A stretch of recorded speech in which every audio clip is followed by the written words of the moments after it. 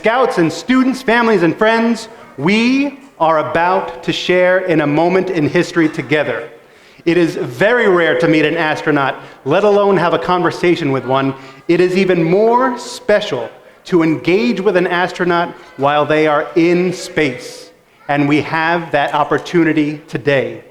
We are going to be talking to Dr. Kjell Lindgren while he is aboard the International Space Station, located 250 miles above us, traveling over 17,500 miles per hour. We will do so using amateur radio or ham radio to make the contact, and I hope you are as excited as I am for this event. It brings four things together that I am always excited to talk about: STEM, ham radio, scouting, and adventure. And I've never done this before. Have you guys? No, same. So we're in this adventure together. The International Space Station is, well, I mean, it's an international space station. It's a space laboratory built and used by nations around the world to learn about living and working in space. They figure out ways to keep humans alive and healthy in space. They figure out ways to grow food in space. They figure out ways to allow us to explore more of space and the universe for the benefit of all mankind. That sounds like adventure to me. Amateur radio is a hobby enjoyed by millions of people around the world to communicate with each other, build community, experiment with different technologies, and provide emergency communications in times of need. They figure out different ways to communicate for people of all abilities. They figure out different ways to communicate using different technologies and tools. They figure out different ways to communicate when people are in times of need, when there's no power, there's no internet, there's no phone, and they have to get messages out to their loved ones and the world. More adventure. And let's talk about Dr. Kjell Lindgren for a second. He is the astronaut we will have the privilege of speaking to in a few minutes. First and foremost, Dr. Lindgren is an Eagle Scout, powerful Eagle Scout. How cool is that? He was selected as one of 9 members of the 20th NASA astronaut class in 2009. He was a member of Expedition 30 as well as Expeditions 44 and 45 to the space station. He has logged 141 days in space. That's like half a year living in space. And he has 15 hours and 4 minutes of spacewalk time. And for those that don't know, a spacewalk is when you leave the safety and security of your spaceship, of your home, of your habitat, and you float out and work in space with just you and a spacesuit, and that's it.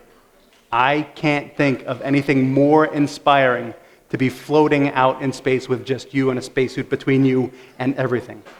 And now he is up for a 3rd space mission as commander of the NASA SpaceX Crew 4 mission to the ISS, which only lost about a month ago on April 27th.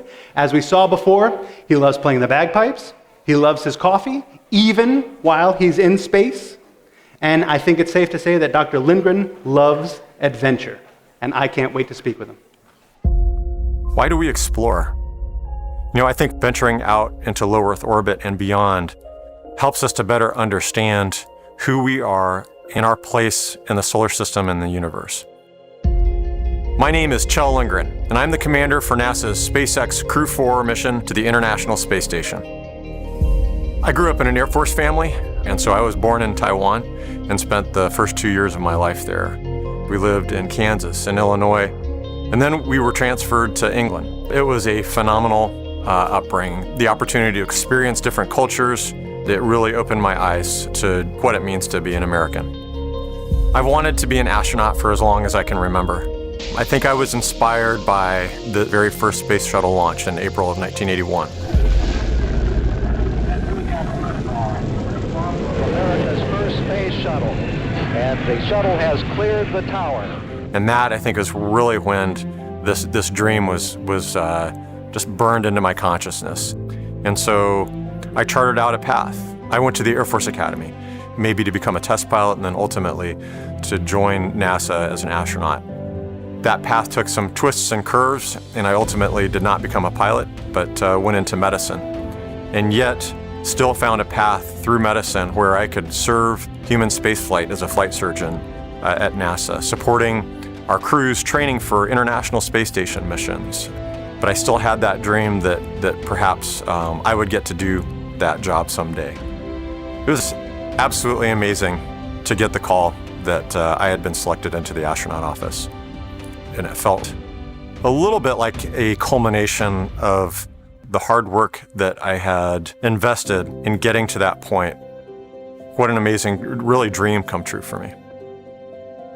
In 2013, I was assigned to my first mission and spent 141 days living and working on the International Space Station.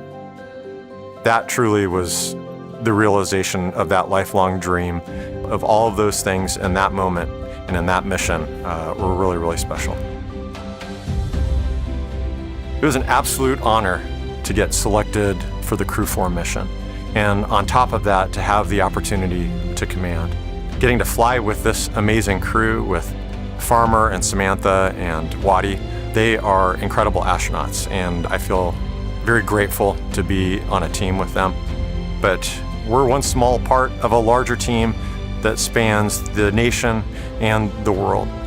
We truly get to leverage the best and brightest as we chase somewhat impossible goals.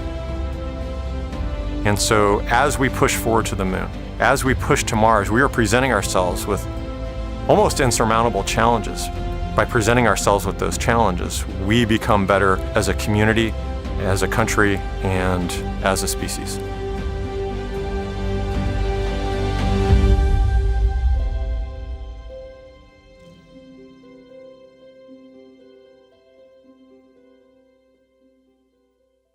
So we were asked a few months ago to introduce ourselves to Dr. Kjell Lindgren, just to tell him a little bit about ourselves, and this is what we sent. We are the Scouts of Matinecock District of Suffolk County Council, BSA, located in New York on Long Island, and we are incredibly excited to be taking part in the ARIS program. We are a diverse population of Scouts with units made up from youth from ages 5 to 18. As members of the BSA, our mission is to prepare young people to make ethical and moral choices over their lifetime by instilling in them the value of the Scout oath and law. For the past 110 years, Scouts historically are taught to love and respect the outdoors, which is encouraged through our hiking and camping outings. We also promote service to our communities to make them cleaner, stronger, and better. The BSA also puts a strong focus on STEM initiatives in several Cub Scouts and Scouts BSA adventures, dealing with sciences, robotics, engineering, and exploring all aspects of life. Being fluent in STEM is a huge part of becoming a responsible, participating citizen in the 21st century. And the fact that sometimes we get a chance to talk to astronauts in orbit over amateur radio blows our minds.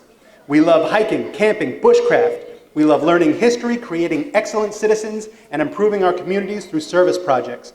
We love taking things apart, kind of attempting to put them back together, figuring out how they work, and sometimes making it better. We love participating in stories, songs, and skits around the campfire. We love exploring 1 minute to adventures, contact. having contact. We are the Scouts of Matinecock District. Over. We're going to hand it over to you, Fred, and why don't you go ahead and begin telling us about your station before the contact. All right, very good, Gordon, and thanks. Hello, everybody. I'm Fred Kemmer, AB10C, and I am also an Eagle Scout. We'll be using amateur radio today to make our contact. The ISS should come over the horizon here in about 20 seconds, and we're going to begin calling. Students, scouts rather, do not forget to say over when you're done asking your question and to say your names. All right, and with that, we'll go ahead and see if we can make contact with the International Space Station. November Alpha 1 Sierra Sierra.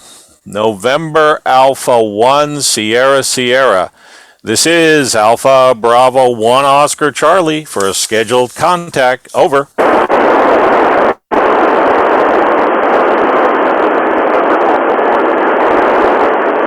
November Alpha 1 Sierra Sierra. November Alpha 1 Sierra Sierra. This is Alpha Bravo 1 Oscar Charlie for a scheduled contact. Over. Alpha Bravo 1 Oscar Charlie. This is November Alpha 1 Sierra Sierra. I have you loud and clear. How do you have me? We copy you great, Kjell. Thank you so much. Are you ready for the students' questions? Over. Absolutely. excited. Over. Okay, students, good luck. And Jordan, you're up first. Don't forget to say over. Hi, this is Jordan. What do you have to study after high school in order to have a career as an astronaut? Over. Hey, Jordan, we have a diverse backgrounds in the astronaut office. Many engineers, but also research scientists, doctors, geologists, oceanographers. So really, you have to study what it is that you're interested and passionate about. And as long as those are in the STEM areas right now, then we would love to have you come work with us at NASA. Over. Hi, this is Lucas. Could the ISS ever be self-sustaining and not need care packages of food, water, and oxygen from Earth? Over. Great question, Lucas. When we go back to the moon, and really when we go to Mars, we're going to have to figure out how to be a little more self-sustaining. The ISS is not designed to be self-sustaining. We need to have food delivery and oxygen delivery from the Earth. We are able to recycle about 96% of our water, but even still, we need to get water from the Earth. We'd love to have you come work at NASA and help us figure out how to be self-sustaining. Over. Hi, this is Jameson. Are ISS teams only picked based on skills, or does NASA try to match personalities as well? Over. Well, we try to do our picking at the very beginning when we choose our astronauts. All of our astronauts get trained on very similar skills, and also are picked to have personalities that are going to be people that we're going to want to spend 6 months with on low Earth orbit. Over. Hi, this is Iris. How does the ISS stay safe from all the space junk floating around the Earth? Over. Great question, Iris. It reminds me of leave no trace back on the Earth. How when we camp and we go hiking, that we are good stewards of the environment, and we need to be better stewards of low Earth orbit, because there is a lot of space junk and space debris floating around here. And sometimes when it looks like there might be a collision, the ISS will actually do an avoidance maneuver and change its orbit to avoid being struck by that space junk. Over. Hi, this is Liam. Do you only do experiments in your field of expertise on the ISS, or because of limited resources do you find yourself assisting others doing things you're not as comfortable with? Over. Liam, we're trained to do all the experiments. So whether you're a physician, a pilot, or a geologist, we're all trained on all of the activities here on the space station. So we are basically interchangeable in the schedule, and sometimes the pilots will be doing medical experiments, and the physicians will be using the robotic arm to move things around. Over. Hi, this is Jacob from Aggie. Is automated piloting better than manual piloting in terms of flight control and docking? Over. Great question. They all have their place. There are some situations where automated piloting makes sense, but then having a manual piloting capability is very important. When things aren't going right and the computer is not operating correctly, it's good to have a way to take over and fly manually when the computer's not working well. Over. Hi, this is Max. What one thing did you do as a young adult that you felt was your first significant step to becoming an astronaut? Over. Great question, Max. I think the very first thing was that I dreamt. I dreamt about becoming an astronaut, and then I set a goal as becoming an astronaut is something that I wanted to do. But I'll say that the most significant thing that I did skill-wise was to become a scout. There are a lot of things in scouting that help me become an astronaut and continue to help me while I'm working up here on Space Station. And whether it's setting small goals to make your way all the way to Eagle Scout, or learning how to use a compass and read a map, all of those skills are important in life, and they've been very useful as an astronaut. Over. Hi, this is Colin. I've heard being in space can change your taste buds. Have you created anything interesting or creative recipes to make space food taste better? Over. Good question. So because of the fluid shifts that we experience in space, we often feel very congested, and that can affect our sense of taste.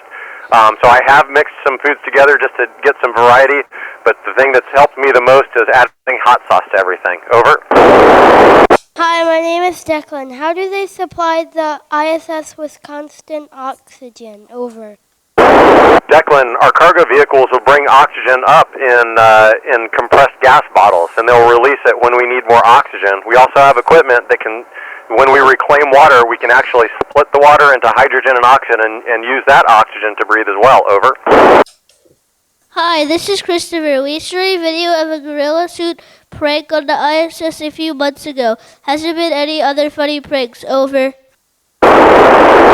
That was a pretty funny video, wasn't it? I don't think that we've really had any other really funny pranks lately, but I'm sure that as we have more free time, we'll come up with some jokes to play on each other. Over. Hi, this is Colleen. What jobs do you have to do on the ship? Over. Colleen, we have all the stuff that you normally have to do at home in addition to the science and research that we do on the space station. And in fact, today I spent about an hour and a half doing housekeeping, vacuuming and wiping down surfaces in the galley where we eat. Over. Hi, this is Reagan for Jen. Do the astronauts get to bring something from home with them to space? Over. Hey Reagan, yes, we have a small amount of room to bring up items from Earth, and so some of my favorite things to bring up were pictures of my friends and family. Over. Hi, this is Jack for Mike. I've heard astronauts from different countries will trade food. What country has the most popular dish on the ISS? Over.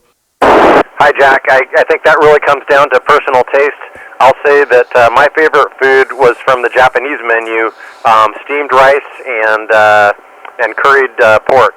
But unfortunately, we don't have any astronauts from JAXA on this mission, so we will often trade with our other crewmates for good food. My favorite foods are the barbecued beef brisket and the chocolate pudding cake. Over. Hi, this is Jordan. In your personal opinion, what is the best and least best thing about being on the ISS? Over. Well, like any big trip, the least best thing is being away from my family, but the best thing is being able to see the Earth from this perspective and getting to float. Over. Hi, this is Lucas. Can you swim in space when you're floating? Over. It kind of feels like, Jordan, it feels like you're floating. Oh, I'm sorry, this is Lucas. It feels like you're floating or when you're swimming, but swimming by flapping your arms and legs really doesn't get you anywhere, unfortunately. You really have to push off of things to be able to move around. Over. Hi, this is Jameson. Can you feel the effects being in space on your body? If so, what's it like? Over. Hey, Jameson. So because there's no gravity to pull the fluids down from your head down to your feet like normal, you feel that those fluids kind of migrate up into your chest and head, and so your nose gets a little congested and your face feels a little full. Over. Hi, this is Iris again. Can you yo-yo upside down in space? Over. Hey Iris, it's tough to yo-yo without gravity to pull the yo-yo down, so you can kind of throw it out there, but it doesn't work quite as well. But whether you're upside down or right side up, yeah, the absence of gravity makes yo-yoing a little difficult. Over. Our last question, students. Go ahead, Liam. Hi, this is Liam again. Does the ISS have technology installed that could capture unidentified aerial phenomenon like the U.S. Navy has recently? Have you seen anything up there that you can't explain? Over. Liam, we don't have any specific technology like that, but we have lots of video cameras running, like HD video cameras, and we take a lot of photos. And I haven't seen anything yet that I'm not able to explain. Over. Dr. Kjell Lindgren, thank you very much for this opportunity. On behalf of Matinecock District and East Northport Middle School, have a great expedition, and Godspeed, sir, 73, and thank you. Matinecock District, let's show our appreciation.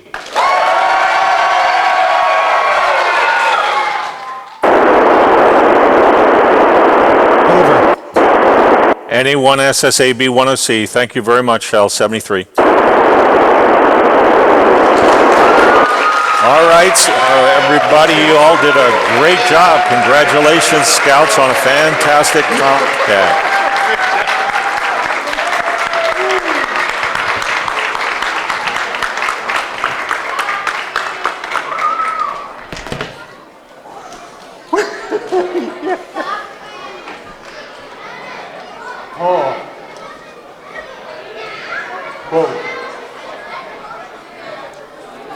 So, ladies and gentlemen, we have shared a moment of history here today. Amateur radio station AB10C in New Hampshire, operated by Fred Kermer, contacted Dr. Kjell Lindgren aboard the International Space Station, talking with scouts at Matinecock District at East Northport Middle School.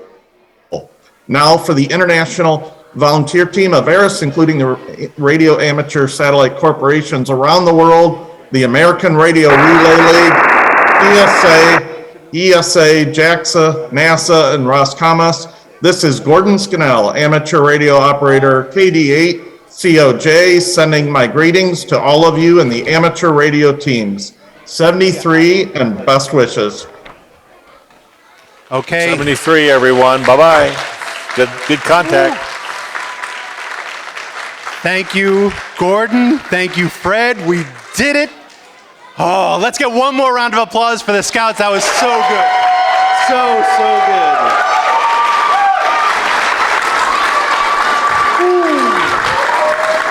All right. We have Jordan, Lucas, Jameson, Iris, Liam, Jacob, Max, Colin, Declan, Christopher, Colleen, Reagan, and Jack. You guys absolutely stole the show today. You guys were incredible.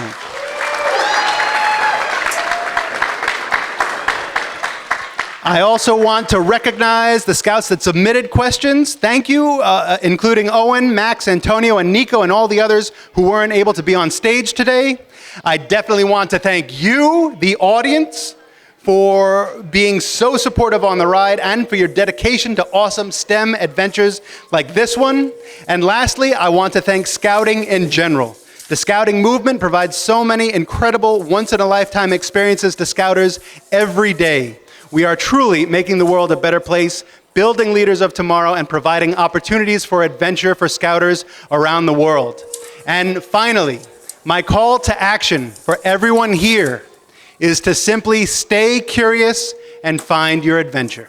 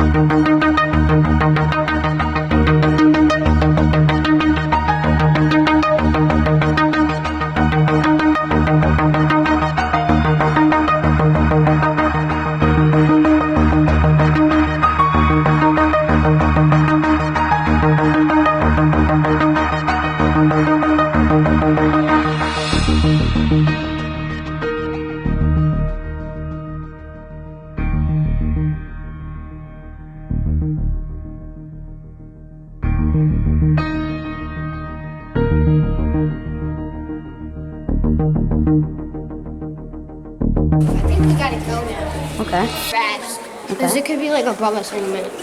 Okay.